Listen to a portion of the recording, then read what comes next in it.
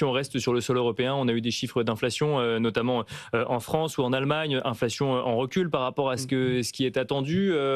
Comment est-ce qu'on analyse cela en ce début d'année 2026, Étienne Gorgeon? Moi, ce que je trouve, c'est que sur l'obligataire, il faut regarder évidemment ce qui se passe en Europe, mais il faut surtout regarder ce qui se passe aux États-Unis, puisque, encore une fois, grossièrement, pour 100 points de base d'évolution aux États-Unis, c'est 75% en Europe.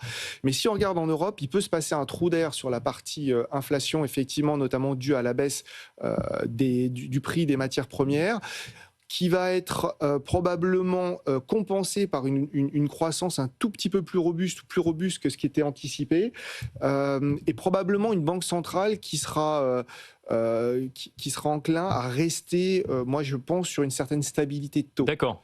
Ça, c'est un peu notre scénario. Et au passage, on trouve que la zone euro offre beaucoup moins d'angles morts, donc plus de visibilité qu'aux États-Unis. Aux États-Unis, on a quand même deux énormes angles morts que sont l'inflation.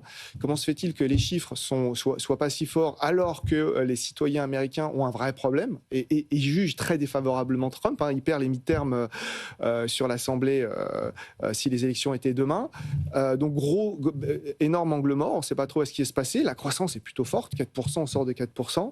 Et puis, est-ce que la réserve fédérale va être politisée? On n'a pas ces sujets-là en Europe. Donc je trouve pas mal de visibilité. Au passage, je suis un des rares dans le peer group obligataire à trouver un intérêt sur la dette française. Je pense qu'entre 3,5 et 4 sur le 10 ans, enfin ça se balade, on n'a pas été encore à 4, mais avec un peu plus de visibilité, peut-être un peu plus de croissance, ça fait des rendements qui commencent à être intéressants.